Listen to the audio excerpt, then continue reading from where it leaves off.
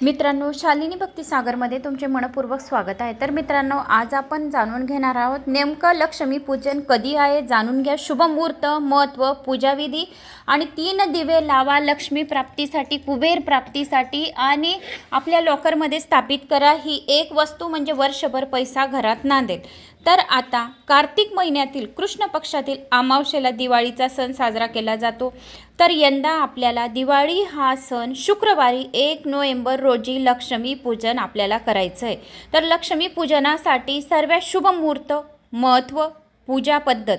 हिंदू धर्मात दिवाळी सणाला खूप महत्त्व आहे। प्रकाशाचा हा सण मोठ्या थाटामाटात साजरा केला जातो। त्रयोदशीपासून दिवाळीला सुरुवात होते। यंदा दिवाळी म्हणजे लक्ष्मीपूजन 1 नोव्हेंबर रोजी आहे। जाणून घेऊया लक्ष्मी पूजनासाठी शुभ मुहूर्त। अमावस्या आज रात्री राहील। अमावस्या तिथी गुरुवारी 31 ऑक्टोबर रोजी दुपारी 3:11 सुरू होईल। दुसऱ्या दिवशी शुक्रवार 1 नोव्हेंबर संध्याकाळी 5:12 चालेल। अशा प्रकारे हे केवळ अमावस्येच्या संपूर्ण रात्री म्हणजे 31 ऑक्टोबर रोजी उपलब्ध आहे। याशिवाय रात्री 1 वाजता चित्रा नक्षत्र सुरू होईल आणि त्यानंतर स्वाती नक्षत्र लागेल। तर दिवाळीतील प्रदोष कालाचा सर्वात उत्तम योग आहे। प्रदोष काळावर आपल्याला लक्ष्मी पूजन करायचं आहे। प्रदोष काळातील खूप चांगला योगही गुरुवारी पाहायला मिळत आहे। तरी पण आपल्याला शुक्रवारीच आपल्याला लक्ष्मी पूजन करायचं आहे। दिवाळीच्या दिवशी प्रदोष काल, निश्चित काल आणि महनिश्चित काल यांचा शुभ संयोग आहे। धार्मिक शास्त्रानुसार दिवाळीच्या पूजनेमध्ये प्रदोष कालावधी खूप महत्त्वाचा आहे। प्रदोष काळ हा घरगुती आणि व्यावसायिक कामासाठी महत्त्वाचा राहतो। प्रदोष काल संध्याकाळी 5:23 तर रात्री 8 वाजेपर्यंत राहील। तर या वेळेस आपण लक्ष्मी प्राप्तीसाठी उपाय आणि दिवे लावू शकता। लक्ष्मी पूजन आपल्याला 1 नोव्हेंबर शुक्रवारीच करायचं आहे। प्रदोष कालावर 6 वाजेच्या आत आपल्याला लक्ष्मी पूजन झालंच पाहिजे। लक्ष्मी पूजनासाठी आपल्याला साहित्य काय लागेल? लक्ष्मी मातेचा फोटो लागेल, मूर्ती, गणपती बाप्पाचा फोटो किंवा मूर्ती कुबेराचा फोटो किंवा मूर्ती, नाणी, नोटा, दागिने, चांदीची नाणी, एक कोरी वही, त्यावर कुंकुवाने ओम काढावा, कोऱ्या वहीवर ओम काढावा, स्वस्तिक काढावी, लक्ष्मीचे पावलं काढावी, ओम श्रीम नमः हा मंत्र लिहावा, ओम श्रीम नमः, ओम विष्णुवे नमः हा मंत्र कोऱ्या वहीवर लाल पेनाने लिहावा। म्हणजे वर्षभर आपली जी वही खात्याची राहते तर आपल्याला कुबेर भंडारी खूप बरकती देतो। म्हणून आपल्याला लक्ष्मी पूजनावर वही, पेन पूजायचे, मीठ पूजायचे, झाडू पूजायचा। या दिवशी खूप महत्त्वाचे हळद, कपाशी आणि जी लक्ष्मीची मूर्ती आपण आणलेली आहे मातीची दिवाळी, ती सुद्धा आपल्याला लक्ष्मी पूजनाच्याच दिवशी आपल्याला पूजायचं आहे। जर धनत्रयोदशीच्या दिवशी आपण सिक्का आणलेला आहे चांदीचा, या नाणी ठेवली असेल 1 रुपये, 5 रुपये, 10 रुपये, तो पण आपल्याला दिवाळीच्या दिवशी म्हणजे शुक्रवारी आपल्याला पूजायला ठेवायचं। आणि सर्वात महत्त्वाची गोष्ट म्हणजे महालक्ष्मीची आवडती वस्तू लाया आणि बताशे, ते नक्की आपल्याला पूजेमध्ये ठेवायचे आहेत। कोऱ्या वह्या, त्याच्यावर स्वस्तिक ओम काढायचे, चौरंगावर किंवा पाटावर लाल रंगाचे कापड आथरवायचे, पाणी, तांदूळ, गंध, पंचामृत, हळद, कुंकू हे सुद्धा आपल्याला जवळ संपूर्ण सामग्री ठेवायची आहे। फुले, अक्षदा, विड्याची 5 पाने, झाडू, लाया, बताशे। तर विड्याची 5 पाने माता लक्ष्मीला आपल्याला शहद लावून अर्पण करायची, याच्याने मनातली इच्छा लवकर पूर्ण होते। 5 पानं आपल्याला शिवलिंगावर पण अर्पण करायची, याच्याने लवकर लक्ष्मीची प्राप्ती होते। आणि आपल्याला चौरंगाच्या आजूबाजू गव्हाच्या पिठाने रास करायची आहे, हळदीने आणि गव्हाच्या पिठाने। पहिले गव्हाच्या पिठाने गोल रास, जशी आपण रांगोळीची लकीर काढतो तशी चौरंगाच्या आजूबाजू रांगोळी काढतो, तसं आपल्याला गव्हाच्या पिठाची रेषा ओढून घ्यायची, हळदीची रेषा आपण ओढून घ्यायची। हे सुख, समृद्धी आणि शांतीचं प्रतीक आहे। म्हणून आपल्याला हे हळद आणि गव्हाच्या पिठाची रास करायची आजूबाजू। तर असे हे नक्की करायचे। लक्ष्मी पूजनची पद्धत काय आहे ते जाणून घेऊया। लक्ष्मी पूजनाची पूजा करण्यासाठी सर्वात प्रथम देवघरामध्ये एक चौरंग ठेवावा, त्यावर लाल कापड अंथरून घ्यावा, त्यावर उजव्या बाजूला कळस मांडावा, कळसामध्ये 5 विड्याची पाने टाकावी, 1 रुपयाची नाणे टाकावी आणि कळसाच्या वर नारळ ठेवावा। त्या नारळाची शेंडी वर असली पाहिजे। जो चौरंग घेतला आहे त्या चौरंगवर मध्यभागी तांदळाची रास करावी, त्यावर गणपती, कुबेर, लक्ष्मी यांची मूर्ती किंवा फोटो ठेवावा।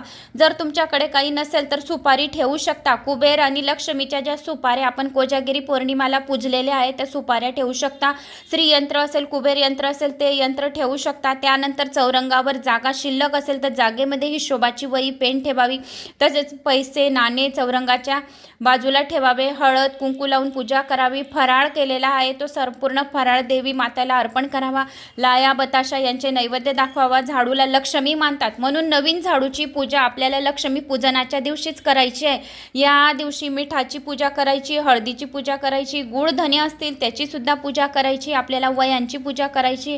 आणि मग लक्ष्मी पूजन का केले जाते तर प्रत्येक सण मागे एक पौराणिक कथा आहे. लक्ष्मी पूजनाबाबत एक प्रसिद्ध कथा आहे. असे म्हणतात की विष्णू देवाने लक्ष्मी पूजनाच्या दिवशी सर्व देवांना माता लक्ष्मीसह बळीच्या कारागृहातून मुक्त केलं होतं. म्हणून माता लक्ष्मी ही भगवान विष्णू यांची पत्नी. त्यामुळे आपण आजच्या दिवशी आपण लक्ष्मी मातेची पूजा करतो आणि विजयाचा आनंद साजरा करतो. तर प्रभू श्रीरामाने सुद्धा नावाने सुद्धा आजची ही दिवाळी प्रभू रामाच्या म्हणजे आठवणीमध्ये आपण हे अयोध्यामध्ये ते परत वनवासातून प्रभू श्री रामजी हे 14 वर्ष वनवासात होते आणि त्यानंतर ते परत घरी आले. तर तो दिवस होता, दिवाळीचाच दिवस होता. तर त्याच्या आठवणीने सुद्धा आपण हा दिवस दिवाळी म्हणून सण साजरा केला जातो. प्रभू श्री राम हे विष्णू अवतार असल्यामुळे प्रभू श्री रामाच्या नावाने सुद्धा आपण दीपदान करू शकतात. तर आपल्याला 3 दिवे घ्यायचे. 3 दिवे कोणते कोणते? एक गोल बत्तीचा दिवा म्हणजे गोल वातीचा दिवा, 2 लांब वातीचा दिवा, तिघी दिवे एकदम फुल भरलेले, खाली नको. आणि तिघी दिव्यांमध्ये आपल्याला एक कमळगट्ट्याचा मणी टाकायचा आहे.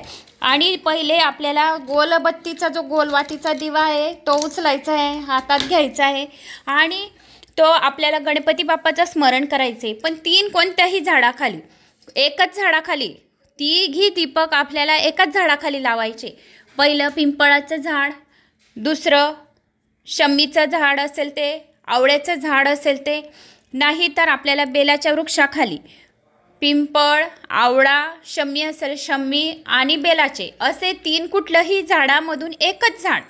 3 दिवे घ्यायच्या, एक गोल वातीचा, 2 लंब्या वातीच्या. पहिला दीपक उचलायचा, आपल्या तळ हातावर ठेवायचा, गणपती बाप्पाचं स्मरण करायचं, कुलदेवतेचं स्मरण करायचं आणि सर्वांचं स्मरण केल्यानंतर आपल्या मनातल्या इच्छा त्या गणपती बाप्पाला सांगायच्या आणि गणपती बाप्पा आमच्या सर्व इच्छा कामना पूर्ण कर, आमच्याकडे लक्ष्मी कायमस्वरूपी स्थिर राहो, रिद्धिसिद्धी घेऊन आमच्या घरात लक्ष्मी नांदो, अशी तुम्हाला लक्ष्मी गणपती बाप्पाला प्रार्थना करायची. गोलवातीचा दिवा खाली ठेवून घ्यायचा, लावून घ्यायचा, दिवा जळलेला पाहिजे, बिना जळलेला नाही. दुसरा दिवा उचलायचा, लांबी वातीचा, लावून घ्यायचा आणि मग बोलायचं गणपती झाले. मग लक्ष्मी मातेचं आव्हान करायचं, हे लक्ष्मी माते तू आमच्या घरी विष्णू भगवानांना घेऊन ये, तुझ्या मुलाबाळांना घेऊन ये, आमच्या घरातील सर्व दरिद्रता दूर कर, आमच्या मनात जे काही आम्ही इच्छा विचार करतोय, आमचे घर व्हायला पाहिजे, प्रॉपर्टी व्हायला पाहिजे, शेती घ्यायला पाहिजे, गाडी बंगला जे कर्ज असेल ते दूर व्हायला पाहिजे, आमच्या मुलांची प्रगती व्हायला पाहिजे, यासाठी तू आमच्या घरात धनधान्याने भंडार भरलेला राहो आणि अखंड जो बी जन्म आमचा हो त्या जन्मामध्ये तू आमच्या हृदयात, आमच्या हातात, आमच्या घरात विराजमान राहो, अशी तुम्हाला लक्ष्मी मातेला प्रार्थना करायची.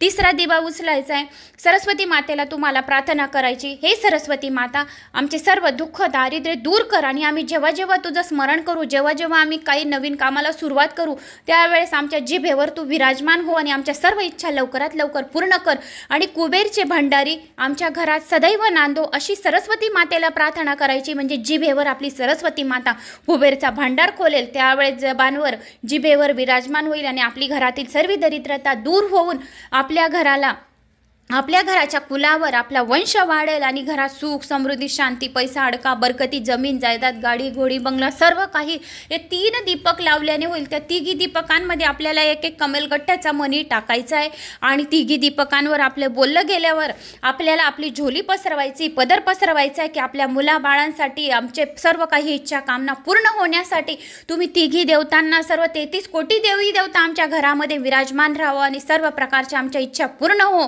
अशी जे जे स्वप्न असतील ते झोलीमध्ये तुम्हाला बोलायचे आणि ओम यक्षाय कुबेराय वैश्रवणाय धनधान्याधिपतये धनधान्य समृद्धी मे देही देही दापय स्वाहा, तसं बोलून ती झोली आपल्याला आपल्याकडे करून घ्यायची, तो पदर आपल्याकडे करून घ्यायचा आहे आणि आपलं जिथं लक्ष्मी पूजन आपण मांडलेलं आहे तो पदर असा गोलच वाळायचा आणि जिथं तुमचं लक्ष्मी पूजन आहे तिथं तो पदर तुम्हाला ती लक्ष्मी त्या बेलाच्या झाडाखालून, पिंपळाच्या झाडाखाली गेले असणार तर पिंपळाच्या झाडाखालून आणि तुमच्या शमीचं झाड असेल, आवळ्याचं झाड असेल त्या झाडाखाली गेलेले असतात, त्या झाडाखालून तुम्हाला लक्ष्मी तिथून आणून आपलं लक्ष्मी पूजन जिथे तुम्ही घरात केलेलं आहे त्या ठिकाणी तुम्हाला ती झोली खाली करायची भरलेली, कारण ती लक्ष्मी तिथं बसून जाईल, ती लक्ष्मी कायमस्वरूपी राहील, स्थिर राहील, लक्ष्मी प्राप्ती राहील आणि तिथं जर तुम्ही जो शिक्का ठेवलाय, 1 रुपयाचा कॉईन ठेवलाय, त्याच रात्री उचलून तो कॉईन तुम्हाला लाल कपड्यात बांधून तो जिथल्या तर लॉकरमध्ये स्थापित करायचा आहे. लक्ष्मी पूजनाचा हा एक उपाय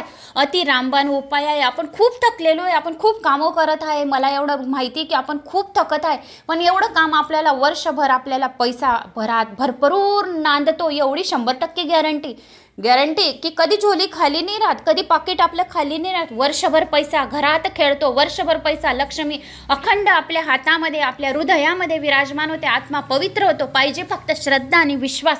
तर विश्वासाने तुम्ही 3 दीपक कोणत्याही एका झाडाखाली लावा, त्यात कमलगट्ट ठेवा, 1 गोल बातीचा 2 लंबी बातीच्या, तिघांचे स्मरण करायचे. गणपती, लक्ष्मी आणि सरस्वती, विष्णू नारायण कुबेर भगवान यांचं स्मरण करून झोली पसरून ती झोली भरलेली त्या झाडाखालून आणून आपण जिथे लक्ष्मी पूजन केलेले त्या लक्ष्मी पूजनाजवळ झटकायची, म्हणजे लक्ष्मी तिथं आपल्या घरात स्थिर राहील आणि तिथून 1 रुपया ठेवलेला असेल तर तो 1 रुपया तुम्हाला उचलायचा आहे आणि तो लाल कपड्यात बांधायचा आहे आणि आपल्या लॉकरमध्ये स्थापित करायचा आहे. चांदीचा सिक्का ठेवला असेल तर तो चांदीचा सिक्का उचलायचा आहे, लाल कपड्यात बांधून आपल्या घरात आपल्या तिजोरीमध्ये तेव्हाच ठेवायचा आहे.